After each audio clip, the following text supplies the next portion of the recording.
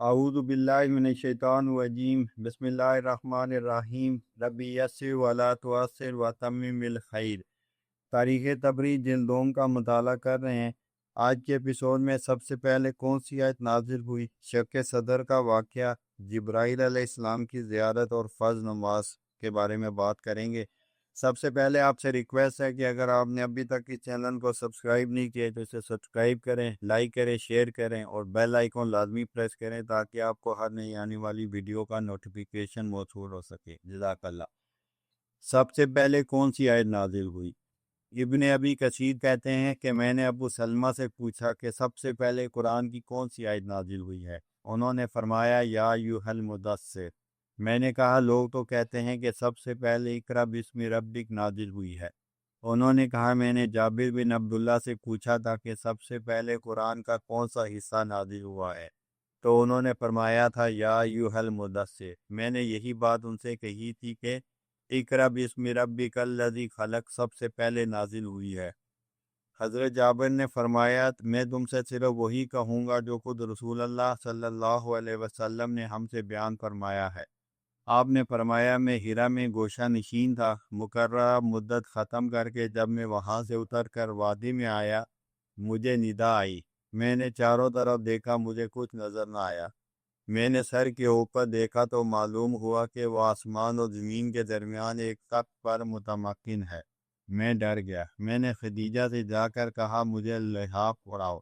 انہوں نے مجھے لحاف اڑا دیا اور میرے سر پر پانی ڈالا۔ اس وقت مجھ پر یہ آیت یا ایھا المدثر قم فانذر نازل فرمائی گئی۔ ہشام بن محمد سے مروی ہے کہ سب سے پہلے ہفتہ اور اتوار کی شب جبرائیل رسول اکرم کے پاس آئے۔ اس کے بعد پھر پیر کے دن وہ اللہ عز و جل کا پیغام لے کر آپ کی خدمت میں حاضر ہوئے، وضو سکھایا، نماز سکھائی اور اقرا بسم ربک الذی خلق پڑھایا۔ اس پیر کو جب وحی آپ کے پاس آئی ہے آپ پورے 40 سال کے ہوئے تھے۔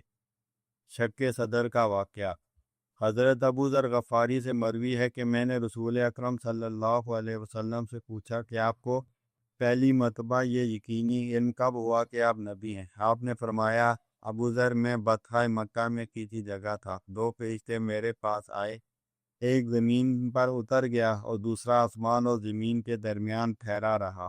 ایک نے دوسرے سے پوچھا کیا یہی وہ ہیں؟ اس نے کہا ہاں یہی ہیں۔ میں نے کہا اچھا تو اس نے کہا اچھا تو ان کو ایک آدمی سے وزن کرو۔ مجھے ایک شخص کے مقابلے میں تولا گیا، میں سے بھاری نکلا۔ پھر ایک فرشتے نے دوسرے سے کہا کہ ان کو 10 آدمیوں سے تولو۔ مجھے 10 سے تولا گیا، میں ان پر بھاری ہوا۔ پھر اس نے کہا 100 سے تولو۔ مجھے 100 سے تولا گیا، میں ان سے بھی جھکتا ہوا رہا۔ پھر اس نے کہا 1000 سے تولو۔ مجھے 1000 سے تولا گیا، میں ان سے بھی گراں بار نکلا۔ اور وہ فرشتے ترازو کے پلڑے پر میرے مقابلے میں وزن بڑھاتے رہے۔ آخر تنگ آ کر ایک نے دوسرے سے کہا کہ اگر تم ان کو ان کی تمام امت کے مقابلے میں بھی رکھ کر تولو گے تو انہی کا وزن زیادہ ہوگا۔ پھر ایک نے دوسرے سے کہا ان کا پیٹ چاک کر دو۔ اس نے میرا پیٹ چاک کیا۔ دوسرے نے کہا ان کا قلب نکالو، یا یہ کہا کہ قلب شک کرو۔ اس نے میرا دل جیت کر اس میں سے اس خون کے لوٹھے کو نکال کر پھینک دیا جو وساوس اور شیطانی خطرات کا محل تھا۔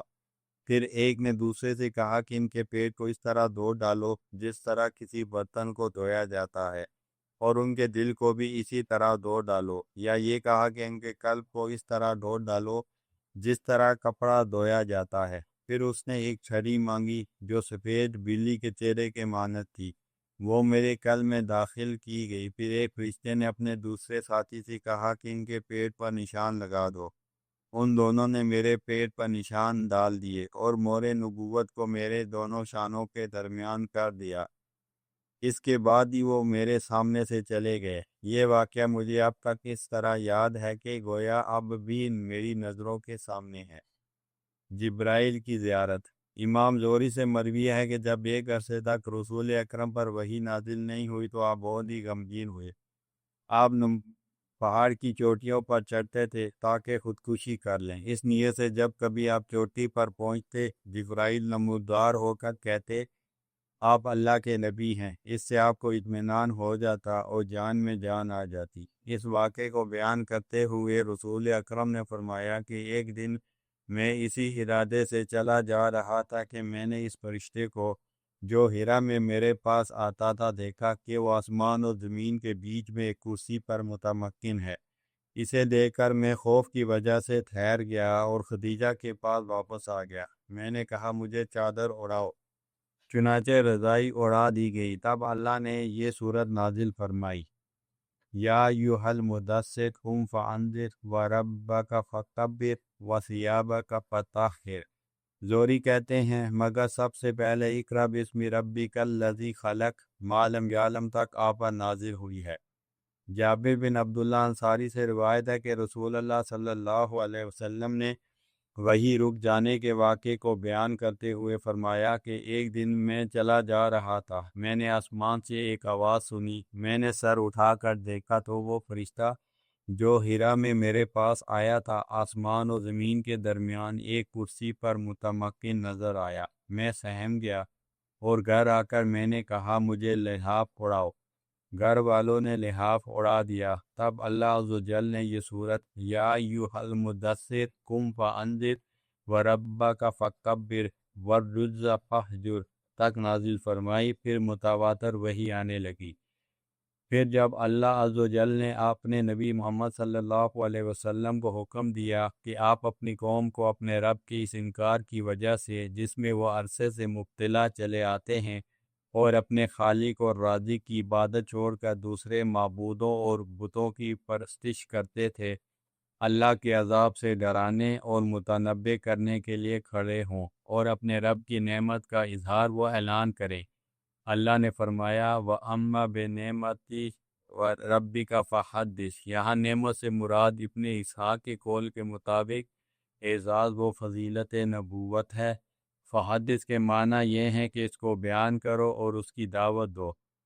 اس حکم کے مطابق اب آپ خفیہ طور پر صرف ان گھر والوں سے جن کے متعلق آپ کو اطمینان تھا اس احسان و انعام کا جو اللہ تعالیٰ نے آپ پر اور آپ کے ذریعے اپنے بندوں پر آپ کو نبوت دے کر کیا تھا ذکر کرنے لگے۔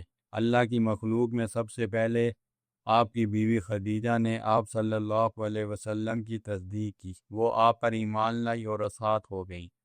واقعی کے قیام بیان کے مطابق اس بات پر تمام ارباب سیر و تاریخ کا اتفاق ہے کہ سب سے پہلی مسلمہ جس نے رسول اللہ کی دعوت کو قبول کیا وہ خدیجہ بنت خویلد تھی۔ اللہ تعالیٰ ان پر رحمتیں نازل فرمائے، آمین ثم آمین۔ فرض نماز۔ ابو جعفر کہتے ہیں کہ اللہ کی وحدانیت کے اقرار اور تصاویر اور مجسموں سے قطع اظہار بے تعلقی کے بعد اللہ عز و جل نے قوانین اسلام میں سب سے پہلے نماز کو فرض کیا۔ جس وقت رسول صلی اللہ علیہ وسلم پر نماز فرض کی گئی، جبرائیل آپ علیہ السلام کے پاس آئے۔ اس وقت آپ بالائی مکہ میں تھے۔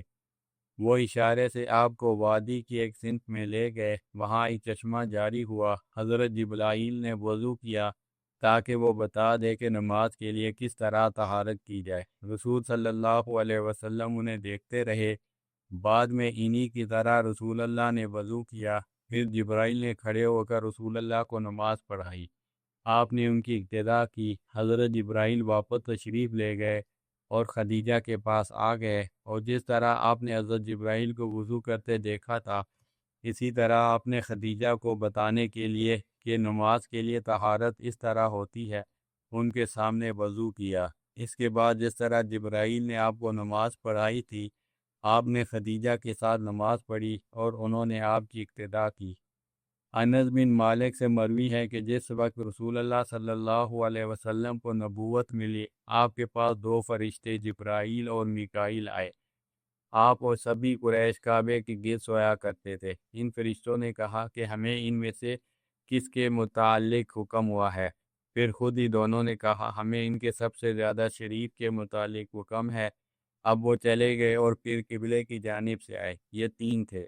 انہوں نے رسول اللہ کو سوتا ہوا پایا۔ انہوں نے آپ کو جٹ کر کے آپ کا پیٹ چاک کیا، پھر زمزم سے پانی لا کر آپ کے پیٹ میں جس قدر شک، جاہلی یا ضلالت کا میل کچیل تھا اسے دھو ڈالا۔ اس کے بعد وہ ایک سونے کا تخت لے کر آئے جو ایمان و حکمت سے پر تھا۔ آپ کے پیٹ اور اندرونی حصے کو ایمان و حکمت سے بھر دیا گیا۔